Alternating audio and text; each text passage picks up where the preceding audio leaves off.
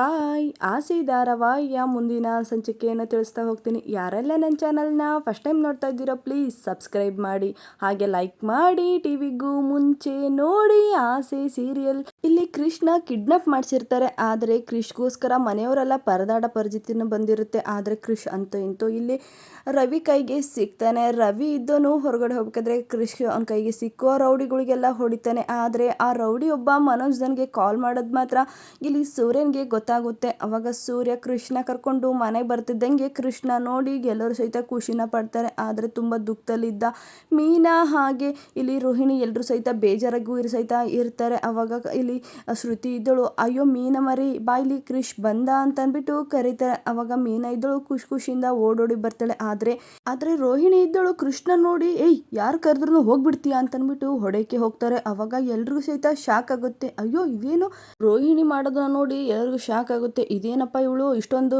Over acting ಆಡ್ತಿದ್ದಾಳೆ ಅಂತ ಅಂದ್ಬಿಟ್ಟು ಎಲ್ಲರೂ ಸಹಿತ ನೋಡ್ತಿದ್ದಂಗೆ ಇಲ್ಲಿ ಶಾಂತಿ ಇದ್ದಾಳೆ. ಓಯ್ ನೀನೇನು ಓವರ್ ಆ್ಯಕ್ಟಿಂಗ್ ಆಡ್ತಾ ಇದೆಯಾ, ಯಾಕೆ ಏನಾಯ್ತು ಅಂತ ಅಂದ್ಬಿಟ್ಟು ಶಾಂತಿ ಕೇಳಿದಾಗ, ಅಯ್ಯೋ ಅದು ಅಂದರೆ ಮೊನ್ನೆಯಿಂದ ಮನೋಜ್ ಅವ್ರಿಗೆ ಅವನು ಡ್ಯಾಡಿ ಅಂತ ಕರೆದಾಗಿಂದ ನನಗೇನು ಸ್ವಲ್ಪ ಅವನ ಮೇಲೆ ಸ್ವಲ್ಪ ಪ್ರೀತಿ ಜಾಸ್ತಿ ಆಗಿದೆ. ಅದಕ್ಕೋಸ್ಕರ ನನಗೆ ಸ್ವಲ್ಪ ಗಾಬರಿ ಆಯಿತು. ಅವ್ನು ಹೋಗಿದ್ದು ನೋಡಿ, ಅಕಸ್ಮಾತ್ ಅವನೆಲ್ಲೂ ಸಿಗದೇ ಇದ್ದಿದ್ರೆ ಅದಕ್ಕೋಸ್ಕರ ಸ್ವಲ್ಪ ಭಯ ಆಯಿತು. ಅದಕ್ಕೋಸ್ಕರ ಸ್ವಲ್ಪ ಈ ಥರ ಮಾಡಿದೆ ಅಂತ ಅಂದ್ಬಿಟ್ಟು ಇಲ್ಲಿ ಹೇಳ್ತಾಳೆ. ಅವಾಗ ಸರಿ ಅವ್ನು ಬಂದಾಯ್ತಲ್ಲ ಓವರ್ ಆ್ಯಕ್ಟಿಂಗ್ನ ನಿಲ್ಲಿಸು ಅಂತ ಅಂದ್ಬಿಟ್ಟು ಹೇಳ್ತಾರೆ. ಆದರೆ ಇಲ್ಲಿ ಸೂರ್ಯ ಇದ್ದನು ಇಲ್ಲೇನೋ ನಡೀತಿದೆಯಲ್ಲ, ಇವಳು ಹಿಂದೆ ಏನೋ ಅಡುಗಿದೆ, ಅದನ್ನು ತಿಳ್ಕೊಬೇಕಲ್ಲ ಅಂತ ಅಂದ್ಬಿಟ್ಟು ಇಲ್ಲಿ ಸೂರ್ಯನ ಸಹಿತ ಯೋಚನೆ ಮಾಡ್ತಿರ್ತಾನೆ.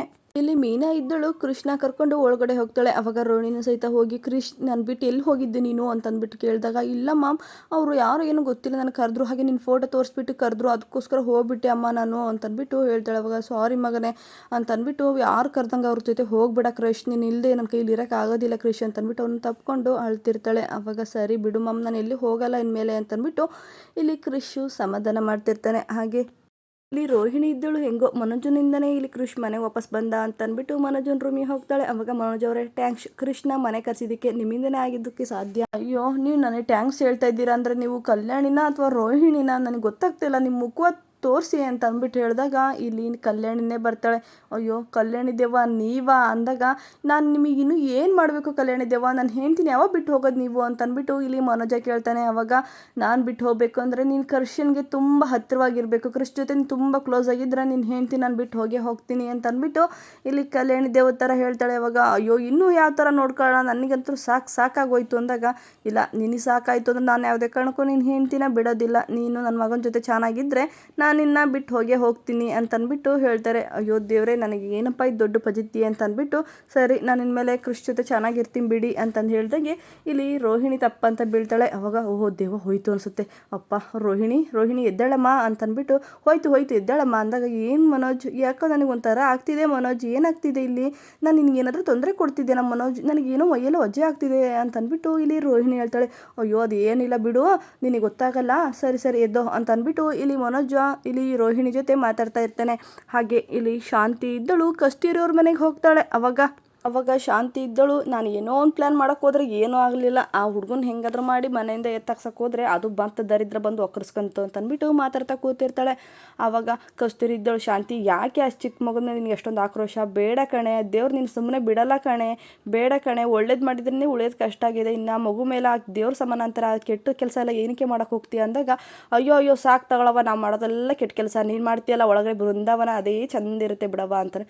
ಏನು ಹೇಳ್ತಿದ್ದೀಯ ಶಾಂತಿ ಅಂದಾಗ, ಅಯ್ಯೋ ಬಾಯ್ ಬಿಟ್ಟು ಬೇರೆ ಹೇಳಲೇನೆ, ನಾನೇನು ಕೆಟ್ಟದ್ದು ಮಾಡ್ತೀನಿ, ನೀನೇನು ಮಾಡ್ತಾ ಇದೀಯಾ ಇವಾಗ, ಅಯ್ಯೋ ನಾನೇನು ನೋಡ್ಲಿದ್ದ ಒಳಗೆ ಮಾಡ್ತಾ ಇದೀಯಾ ಮಳ್ಳಾಟ ಅಂತ ಅಂದ್ಬಿಟ್ಟು ಹೀಗೆಲ್ಲ ಮಾತಾಡ್ತಾ ಇರ್ತಾಳೆ. ನೋಡು ಶಾಂತಿ ನೆಟ್ಟು ಮಾತಾಡು, ಯಾಕೆ ಏನೇನೋ ಮಾತಾಡ್ತಾ ಇದೆಯಲ್ಲ ಅಂತದಂಗೆ ಅಲ್ಲಿಗೆ ಮೀನಾ ಬರ್ತಾಳೆ. ಅವಾಗ ಆಂಟಿ ಹೂವು ತೊಗೊಳ್ಳಿ ಅಂತ ಅಂದ್ಬಿಟ್ಟು ಕೊಡ್ತಾಳೆ. ಇವಳೊಬ್ಳು ಬಾಕಿ ಇದ್ಲು ಅಂತ ಅಂದ್ಬಿಟ್ಟು ಶಾಂತಿ ಮನಸ್ಸಲ್ಲೇ ಅನ್ಕೊತಿರ್ತಾಳೆ. ಅವಾಗ ಸರಿ ತಗೋ ಆಂಟಿ ಹೂನ ಅಂತ ಅಂದ್ಬಿಟ್ಟು, ಅವಾಗ ನೋಡು ಮೀನಾ ನಿಮ್ಮ ಅತ್ತೆ ಹೇಗೆ ಮಾತಾಡ್ತಾಳೆ ನನ್ನ ಬಗ್ಗೆ ಅಂದಾಗ, ಯಾಕೆ ಆಂಟಿ ಏನಾಯಿತು ಅಂತ ಅಂದ್ಬಿಟ್ಟು ಇಲ್ಲಿ ಮೀನಾ ಕೇಳಿದಾಗ, ನೋಡು ಶಾಂತಿ ಇದ್ದೋಳು ನನ್ನನ್ನು ಎಂಥವಳು ಅಂತ ಗೊತ್ತಿದ್ರು ನನ್ನನ್ನು ಇನ್ನೊಬ್ರಿಗೆ ಹೋಲಿಸಿಬಿಟ್ಟು ಮಾತಾಡ್ತಾಳೆ ಅಂತ ಅಂದ್ಬಿಟ್ಟು ಹೇಳ್ತಾಳೆ. ಅಯ್ಯೋ ಅವಳಿದ್ರಿಗೆ ಏನೇ ಹೇಳಕ್ಕೆ ಹೋಗ್ತೀಯ, ಅವಳೇನು ದೊಡ್ಡ ಸಾಚನ ಅಂತ ಅಂದ್ಬಿಟ್ಟು ಇಲ್ಲಿ ಶಾಂತಿ ಕೇಳ್ತಾಳೆ. ನೋಡಿ ಅತ್ತೆ ನೀವು ಎಷ್ಟು ಒಳಿದನೋ ನಮಗೆ ಅಷ್ಟೇ, ನಮ್ಮ ಅಪ್ಪ ಅಮ್ಮ ನನಗೆ ಸಂಸ್ಕೃತಿ ಎಲ್ಲ ಹೇಳ್ಕೊಟ್ಟಿದ್ದಾರೆ, ನೀವು ಅದರಲ್ಲೇ ಇದ್ದರೆ ಸರಿ, ಇನ್ನೊಬ್ಬರ ಬಗ್ಗೆ ಮಾತಾಡೋಕ್ಕಿಂತ ಮುಂಚೆ ಫಸ್ಟ್ ನಾವು ಹಿಂಗೆ ನಮ್ಮ ಬಗ್ಗೆನೂ ಸತಿ ಅರ್ಥ ಮಾಡ್ಕೊಂಡಿರಬೇಕು, ಇನ್ನೊಬ್ಬರ ಬಗ್ಗೆ ಅಷ್ಟು ಸುಲಭವಾಗಿ ಇನ್ನೊಬ್ರು ನಾವು ನೋಡದೇ ಇರೋ ಥರ ಇರೋದನ್ನ ಉತ್ತಮ ಅಂತ ಅಂದ್ಬಿಟ್ಟು ಇಲ್ಲಿ ಮೀನಾ ಬೈತಾಳೆ. ಅವಾಗ ಇವಳೊಬ್ಳು ಉಪದೇಶ ಕೊಡೋಕೆ ಬಂದ್ಲು ಅಂತ ಅಂದ್ಬಿಟ್ಟು ಬೈಕೊಂತಿರ್ತಾರೆ. ಅಷ್ಟೊತ್ತಿಗೆ ಅಲ್ಲಿಗೆ ಇಲ್ಲಿ ಕಸ್ತೂರಿ ಅವ್ರ ಮಗ ಶ್ರೀಧರ ಬರ್ತಾರೆ. ಅವಾಗ ಅಯ್ಯೋ ಶ್ರೀಧರ್ ಯಾವಾಗ ಬಂದೋ, ಇವಾಗ ತಾನೇ ಬಂದಿರೋ, ಚೆನ್ನಾಗಿದೆಯೇನೋ, ಏನು ಹೇಳ್ದೆ ಕೇಳ್ದೆ ಬಂದಿದೆಯಲ್ಲೋ ಅಂತಂದ್ಬಿಟ್ಟು ಇಲ್ಲಿ ಕಸ್ತೂರಿ ಖುಷಿ ಪಡ್ತಿರ್ತಾಳೆ. ಸಾಕು ಮುಚ್ಚಮ್ಮ ನಿನ್ನ ನಾಟಕವ ಅಂತಂದ್ಬಿಟ್ಟು ಹೇಳ್ತಾನೆ. ಅವಾಗ ಅಯ್ಯೋ ಯಾಕೋ ಹೀಗೆ ಮಾತಾಡ್ತಾ ಇದೆಯಾ ಅಂದಾಗ ಇಲ್ಲಿ ಮೀನನ್ಗೆ ಅಯ್ಯೋ ಇಲ್ಲೇನೋ ಆಗಂಗೆ ಕಾಣಿಸ್ತಿದೆ ಒಂದು ನಿಮಿಷ ಅಂತಂದ್ಬಿಟ್ಟು ಸೈಡಿಗೆ ಹೋಗಿ ಸೂರ್ಯನಿಗೆ ಫೋನ್ ಮಾಡಿ, ರೀ ಆದಷ್ಟು ಬೇಗ ಕಸ್ತೂರಿ ಆಂಟಿ ಮನೆಗೆ ಬೇಗ ಬನ್ನಿ ಅಂತಂದ್ಬಿಟ್ಟು ಹೇಳಿ ಫೋನ್ನ ಕಟ್ ಮಾಡಿ ಸೈಡಿಗೆ ಬಂದು ನಿಂತ್ಕೊತಾಳೆ. ಅವಾಗ ಯಾಕೋ ಈ ಥರ ಎಲ್ಲ ಮಾತಾಡ್ತಿದ್ಯಾ, ಏನಾಯಿತು ಅಂತಂದ್ಬಿಟ್ಟು ಕೇಳ್ತಿದ್ದಂಗೆ ಅಯ್ಯೋ ಏನೇನು ಗೊತ್ತೇ ಇಲ್ಲ, ನಂಗೆ ನಾಟಕ ಆಡ್ತಾ ಇದೆಯಲ್ಲಮ್ಮ, ನನ್ನನ್ನು ದುಬೈ ಕಳಿಸ್ಬಿಟ್ಟು ಇಲ್ಲಿ ಏನೇನು ಮಾಡ್ತಾನೆ ಇಲ್ವಾ ನೀನು ಅಂತಂದ್ಬಿಟ್ಟು ಕೇಳ್ತಿರ್ತಾನೆ. ಅಷ್ಟೊತ್ತಿಗೆ ಅಲ್ಲಿಗೆ ಕಾಶಿನಾಥ್ ಸಹಿತ ಬರ್ತಾನೆ. ಅವಾಗ ನೋಡಿ ನಾನು ಒಳ್ಳೆ ಇದನ್ನು ಹುಡ್ಕೊಂಬಂದಿದ್ದೀನಿ, ಒಳ್ಳೆ ಸಾಂಗು ಒಳ್ಳೆ ಇದು ಅಂತಂದ್ಬಿಟ್ಟು ಒಂದು ತಾಯಿ ಮಗುತ್ತದ ಸಾಂಗ್ ನಾನು ರೆಡಿ ಮಾಡ್ತಾ ಇದ್ದೀನಿ ಅಂತಂದ್ಬಿಟ್ಟು ಹೇಳ್ತಾನೆ. ಓಹೋ ಇಂಥ ಒಳ್ಳೆ ನಾಟಕನ್ನ ಹಿಡ್ಕೊಂಡ್ಬಿಟ್ಟಿದ್ಯಾ, ಒಳ್ಳೆ ಜೊತೆ ಹಾಕೊಂಡ್ಬಿಟ್ಟಿದ್ಯಾ ಅನಿಸುತ್ತೆ, ಅಲ್ಲಮ್ಮ ನಿನಗೆ ಗೊತ್ತಾಗಲ್ವಾ, ನೀನು ನಾಚಿಕೆ ಮಾನ ಮರೋದಿಲ್ವಾ, ನಿನ್ನ ವಯಸ್ಸೇನು ಅವ್ರ ವಯಸ್ಸೇನು ಅಲ್ಲ ಗೊತ್ತಾಗಲ್ವಾ, ವಯಸ್ಸಿಗೆ ಬಂದಿರೋ ಮಗನ್ನ ಹಿಡ್ಕೊಂಡು ನೀನಿಗೆ ಈ ಥರ ಚಕ್ಕಂದಾಡ್ಬೇಕಾ ಅಂತಂದ್ಬಿಟ್ಟು ಇಲ್ಲಿ ಅಸಹ್ಯವಾಗಿ ಮಾತಾಡ್ತಿರ್ತಾನೆ. ಅಷ್ಟೊತ್ತಿಗೆ ಅಲ್ಲಿಗೆ ಸೂರ್ಯನ ಸಹಿತ ಎಂಟ್ರಿ ಕೊಡ್ತಾನೆ. ಈ ಶ್ರೀಧರ್ ನೀನು ಏನು ಮಾತಾಡ್ತಾ ಇದೆಯೋ, ಯಾರ ಬಗ್ಗೆ ಈ ಥರ ಮಾತಾಡ್ತಾ ಇದೆಯಾ, ಸ್ವಲ್ಪ ಅದನ್ನಾದ್ರೂ ಹೇಳು. ಅಯ್ಯೋ ಅದನ್ನು ನಾನು ಬಾಯಿ ಬೇರೆ ಹೇಳ್ತೀನಿ, ನಿನ್ನ ಮುಂದೆ ಅದನ್ನು ಹೇಳೋಕೆ ನನಗೆ ನಾಚಿಕೆ ಆಗುತ್ತೆ ಆ ವಿಚಾರನ ಅಂತಂದ್ಬಿಟ್ಟು ಹೇಳ್ತಾನೆ. ಅವಾಗ ಮೀನಾ ಇದ್ದಳು, ನೋಡ್ರಿ ಶ್ರೀಧರ್ ಸ್ವಲ್ಪ ನೆಟ್ಟು ಮಾತಾಡಿ, ಯಾರ ಬಗ್ಗೆನೂ ಸಹಿತ ಮಾತಾಡೋಕ್ಕಿಂತ ಮುಂಚೆ ಸ್ವಲ್ಪ ಯೋಚನೆ ಮಾಡಿ ಮಾತಾಡಿ, ನಾವು ಕಣ್ಣಾರೆ ನೋಡಿದ್ರು ಪ್ರಮಾಣಿಸಿ ನೋಡು ಅಂತಂದು ಹೇಳಿರ್ತಾರೆ, ನೀವು ಅದೇ ರೀತಿ ಹೇಳ್ತಾ ಇದ್ದೀನಿ, ನೀವು ಏನೇನೋ ತಿಳ್ಕೊಂಡು ಯಾರೋ ಒಂದು ಮಾತು ಹೇಳಿದ್ದಾರೆ ಅಂತಂದ್ಬಿಟ್ಟು ಅದ್ರ ಬಗ್ಗೆ ನೀವು ಈ ಥರ ನಿಮ್ಮ ತಾಯಿ ಮೇಲೆ ಅನುಮಾನ ಪಡೋದು ತಪ್ಪು ಅಂತಂದ್ಬಿಟ್ಟು ಮೀನವರು ಹೇಳ್ತಾರೆ. ಅವಾಗ ನೋಡಿ ಮೇಡಮ್ ಅವರೇ, ಈಗ ಒಬ್ರು ತಾಯಿ ಇದ್ದಾರೆ ಅಂದಾಗ ಈ ಅಪ್ಪನಿಗೆ ಇಲ್ಲೇನು ಕೆಲಸ, ಒಂದು ತಾಯಿ ವಿದ್ವೆ ಗಂಡ ಸತ್ತ ಮೇಲೆ ಹೇಗಿರಬೇಕು, ಈ ಥರ ಹಣೆ ತುಂಬ ಕುಂಕುಮ, ತಲೆ ತುಂಬ ಹೂವು, ಕೈ ತುಂಬ ಬಳೆ ಹಾಕ್ಕೊಂಡು ಶೋ ಕೊಡ್ತಿದ್ದಾರೆ ನಮ್ಮ ತಾಯಿ ಅಂತಂದ್ಬಿಟ್ಟು ಹೇಳ್ತಾನೆ. ಅವಾಗ ಅಯ್ಯೋ ಇದೇನು ಈ ಥರ ಎಲ್ಲ ಮಾತಾಡ್ತಿದ್ದಾರೆ ಅನ್ನೋದಕ್ಕೆ ಸೂರ್ಯ ಇದ್ದನು, ಓಯ್ ನೀನು ಬಾರೋ ಇಲ್ಲಿ ಹೇಳ್ತೀನಿ, ನಿನ್ನ ತಾಯಿನ ನೀನು ಹದ್ದು ಬಸ್ಸಲ್ಲಿ ಹಿಡ್ಕೊಳ್ಳೋನು, ಇಲ್ಲೇ ಇದ್ದು ನಿಮ್ಮ ಅಮ್ಮನ ನೋಡ್ಕೊಂಡಿರ್ಬೇಕಿತ್ತು, ಹೆಂಡ್ತಿ ಬಂದ್ಗುಟ್ಗೆ ಇಲ್ಲಿ ತಾಯಿ ಮನೇನ ಬಿಟ್ಟು ಹೋದರೆ ಮಮ್ಮ ಇವತ್ತು ಯಾರಿಗಾರು ಮಾರ್ಕೊಂಡು ತಿಂದರು ಅಂತಂದ್ಬಿಟ್ಟು ಆ ಮನೇನೂ ಸಹಿತ ನಿನ್ನ ಹೆಸರು ಬರ್ಸ್ಕೊಂಡು ನೀನು ಹೆಂಡ್ತಿ ಕರ್ಕೊಂಡು ದುಬೈಗೆ ಹೋದೆ, ಅವಾಗ ಗೊತ್ತಾಗ್ಲಿಲ್ವ ನಮ್ಮ ತಾಯಿ ಹೇಗಿದ್ದಾಳೆ, ನಮ್ಮ ತಾಯಿಗೆ ಏನಾದರೂ ಹುಷಾರಿಲ್ಲ ಅಂದರೆ ಯಾರು ನೋಡ್ಕೊಳ್ಳೋರು, ನಮ್ಮ ತಾಯಿಗೆ ಏನಾದರೂ ಆದರೆ ಯಾರು ಇದ್ದಾರೆ ಅನ್ನೋದು ಒಂದು ದಿವಸನಾದರೂ ಯೋಚನೆ ಮಾಡಿದೆಯೇನೋ, ಇವಾಗೆಲ್ಲೋ ನಮ್ಮಮ್ಮ ಕೆಟ್ಟೋದು ನಮ್ಮಮ್ಮ ಯಾವೊಂದು ಸಾಹಸ ಮಾಡ್ತಿದ್ದಾಳೆ ಅಂತ ಓಡ್ ಬಂದಿದ್ಯಾ, ಅವತ್ತು ನಮ್ಮಮ್ಮನಿಗೆ ಏನಾರು ಆಗಿದ್ದರೆ ನೋಡ್ಕೊಳ್ಳೋರು ಯಾರು ಅಂತ ಒಂದು ದಿವಸನೂ ಬರಲಿಲ್ಲ ಅಂತಂದ್ಬಿಟ್ಟು ಇಲ್ಲಿ ಸೂರ್ಯ ತುಂಬ ಕ್ವಶನ್ನ ಮಾಡ್ತಾನೆ. ನೀವೇನು ಹೇಳಿಬಿಡಿ, ನಾನು ಯಾಕೋ ಹೇಳಬಾರ್ದು, ಹೇಳೋ ಇವಾಗ ನೀನು ಹೆಂಗೋ ಕೇಳ್ತಾ ಇದೆಯಾ ಅಂದಾಗ, ನೀನು ಏನು ಕಂಡೋ ಈ ಥರ ಮಾತಾಡ್ತಾ ಇದೆಯಾ ನಿಮ್ಮ ಅಮ್ಮನ ಮೇಲೆ ಅಂದಮೇಲೆ, ಇನ್ನು ಕಾಣೋದೇನಿದೆ, ಇನ್ನೊಬ್ರು ಹೇಳೋಂತಿದ್ದಿದೆ, ತನ್ನ ಗೆಳತಿ ಇದ್ದಾಳಲ್ಲ ಅವರೇ ನನಗೆ ಹೇಳಿದ್ದಿದ್ದಲ್ಲ ಅಂತಂದ್ಬಿಟ್ಟು ಹೇಳೇ ಬಿಡ್ತಾನೆ. ಅವಾಗ ಅಯ್ಯೋ ಶಾಂತಿ ಎಂಥ ಮಾತು ಹೇಳ್ದಲೆ ನೀನು, ಎಂಥ ತಾಯಿ ಮಗನ ಮಧ್ಯೆ ತಂದಿಟ್ಟೆಲೆ ಅಂತಂದ್ಬಿಟ್ಟು ಬೈತಿರ್ತಾರೆ. ಅವಾಗ ಅಯ್ಯೋ ನಾನೇನು ಹೇಳಿಲ್ಲಪ್ಪ ಅಂದಾಗ, ಅಮ್ಮ ಸ್ವಲ್ಪ ನೆಟ್ಟಿಗಿರೋದು ಕಲಿ ಅಂತಂದ್ಬಿಟ್ಟು ಬೈತಿದ್ದಂಗೆ ಇಲ್ಲಿ ಸೂರ್ಯ ಇದ್ದನು ಸರ್ರೆಗೆ ಹೊಡಿತಾನೆ.